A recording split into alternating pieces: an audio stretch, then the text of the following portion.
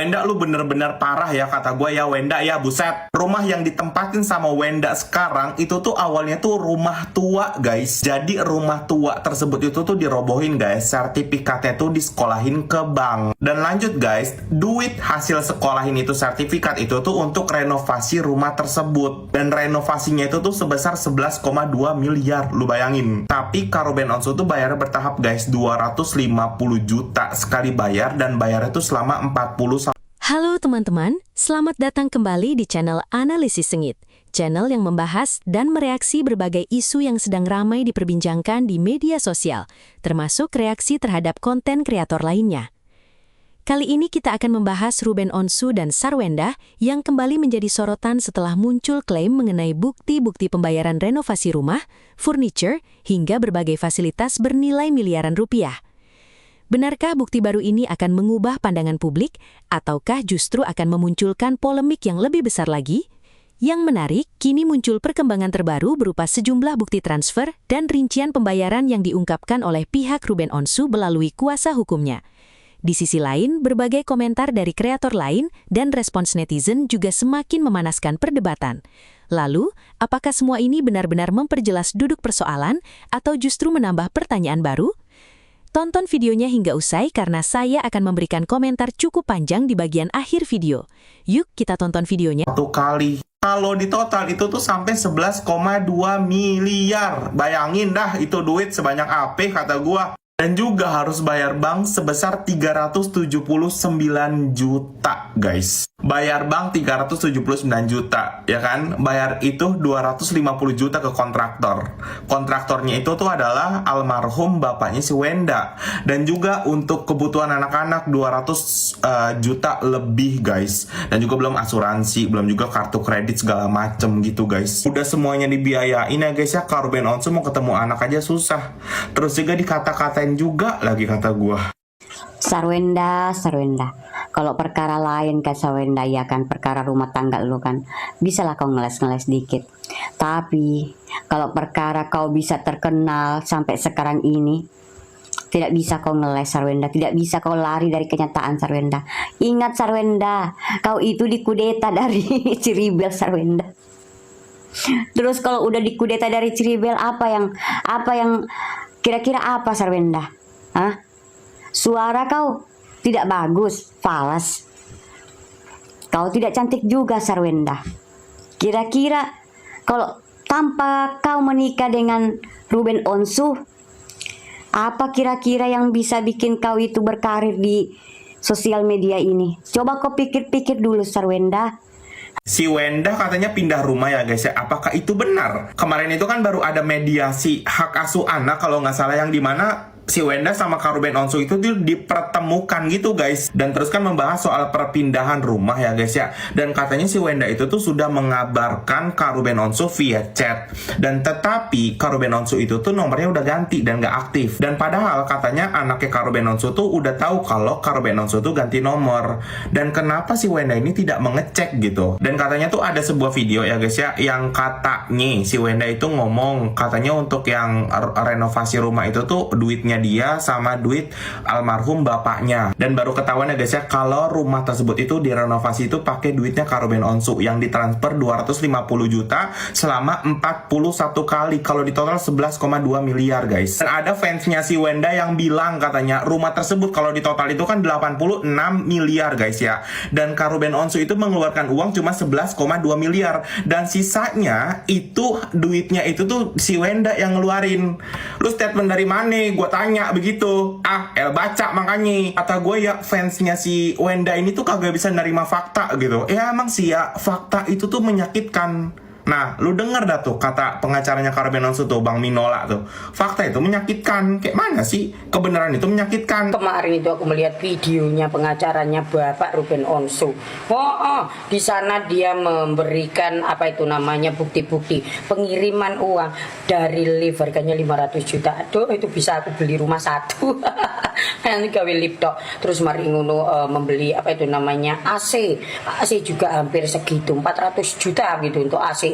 Aduh, terus habis itu furniture itu setotal 3 miliar. Ya Allah, ya Allah, ya Allah, ya Allah. Tapi memang orang kaya ya, memang Ruben Onsu tidak diragukan lagi tentang kayanya.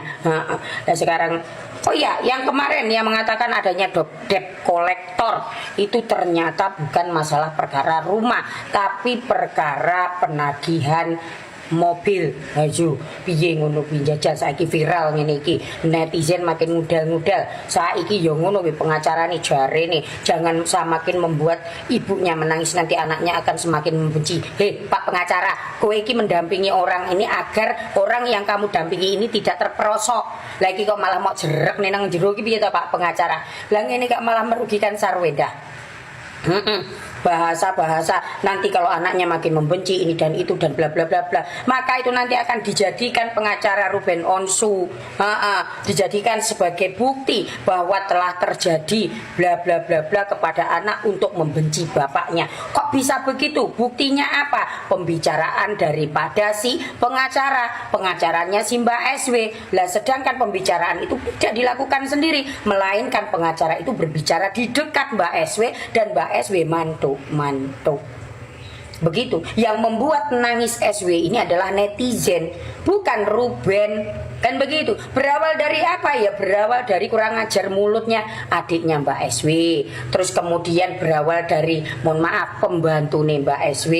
Itu membuat yang namanya kerugian-kerugian dasar besar di sana. Sarwenda beli rumah baru padahal statusnya janda. Sarwenda, janda terhormat, janda berkelas yang bisa memanage keuangannya dengan baik.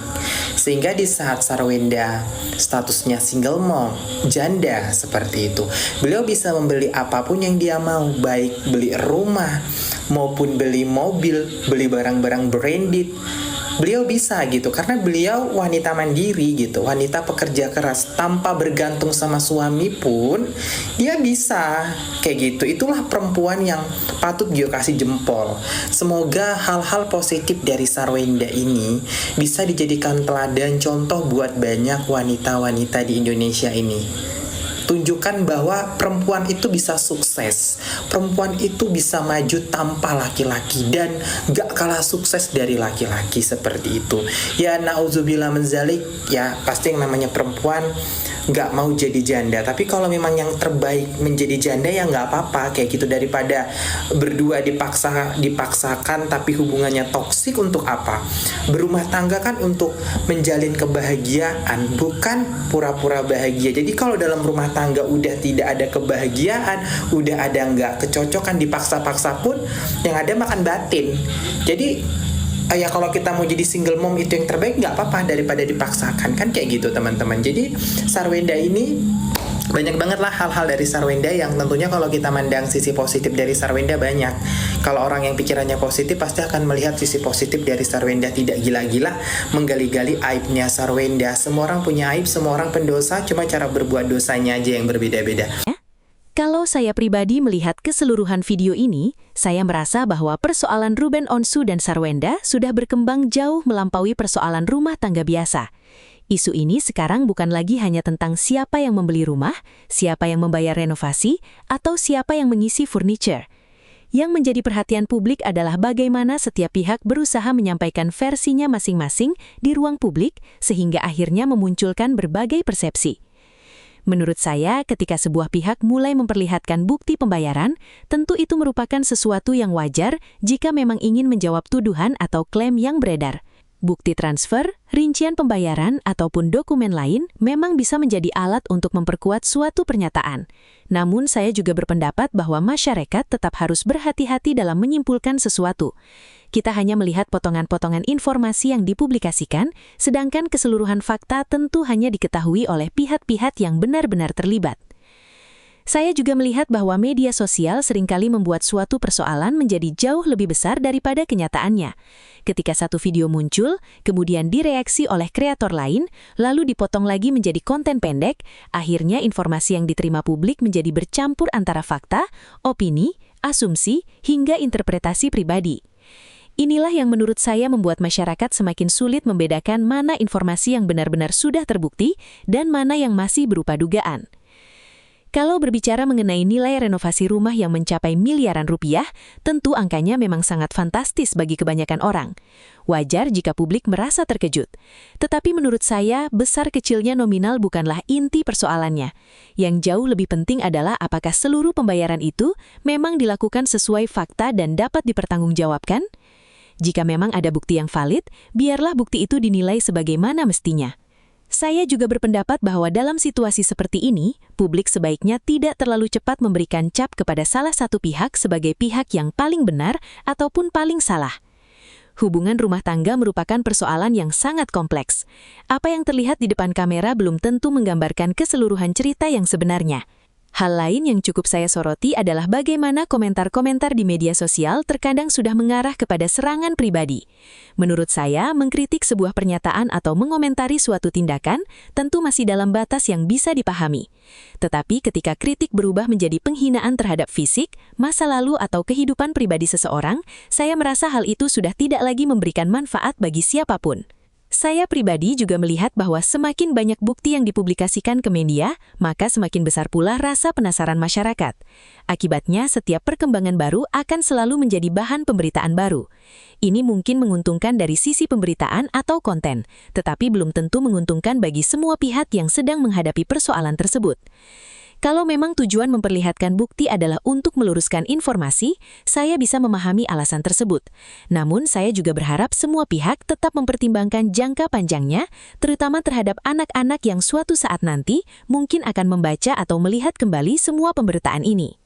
Menurut saya, publik juga harus mulai membiasakan diri untuk membedakan antara fakta yang didukung bukti dengan opini seorang kreator. Seorang kreator tentu memiliki hak untuk menyampaikan pendapatnya, tetapi pendapat tetaplah pendapat. Ia bukan putusan hukum dan bukan pula kebenaran mutlak. Saya juga merasa bahwa semakin lama kasus ini berlangsung, semakin banyak pihak ketiga yang ikut memberikan komentar. Ada yang mendukung Ruben, ada yang membela Sarwenda, ada pula yang mencoba mengambil posisi netral. Hal seperti ini memang tidak bisa dihindari karena keduanya merupakan figur publik yang memiliki penggemar dalam jumlah besar. Kalau saya melihat perkembangan yang ada, saya justru berharap persoalan ini bisa segera menemukan titik akhir yang baik, sebab terus-menerus membuka konflik di ruang publik hanya akan memperpanjang perdebatan. Pada akhirnya, masyarakat mungkin akan lelah mengikuti drama yang tidak kunjung selesai. Saya juga ingin mengingatkan bahwa dalam setiap konflik, biasanya selalu ada dua sudut pandang yang sama-sama merasa benar. Karena itu, menurut saya, sikap yang paling bijak adalah menunggu informasi yang benar-benar dapat dipertanggungjawabkan, bukan hanya terpancing oleh potongan video atau judul yang sensasional. Terlepas dari siapa yang akhirnya dianggap lebih kuat argumennya, saya berharap semua pihak tetap mengedepankan komunikasi yang baik dan penyelesaian yang elegan. Sebab yang paling penting bukanlah memenangkan opini publik, melainkan menyelesaikan persoalan dengan cara yang terbaik bagi semua pihak yang terlibat. Sekali lagi, ini adalah pandangan pribadi saya berdasarkan informasi yang beredar dalam video yang kita saksikan hari ini. Saya tidak bermaksud memihak siapapun, saya hanya mencoba melihat dari sudut pandang bahwa setiap informasi sebaiknya diuji dengan bukti yang jelas dan tidak langsung diterima mentah-mentah. Nah, sekarang saya ingin mendengar pendapat kalian. Menurut kalian, apakah bukti-bukti yang diperlihatkan dalam video ini sudah cukup menjawab berbagai klaim yang selama ini beredar, atau justru masih ada banyak pertanyaan yang belum terjawab? Silahkan tuliskan pendapat kalian di kolom komentar dengan tetap menjaga etika berdiskusi dan saling menghormati perbedaan pendapat. Kalau kalian menyukai video seperti ini, jangan lupa tekan tombol like, bagikan video ini kepada teman-teman kalian, dan subscribe ke channel Analisis Sengit supaya tidak ketinggalan pembahasan menarik lainnya. Terima kasih sudah menonton sampai akhir. Saya pamit undur diri. Sampai jumpa di video berikutnya.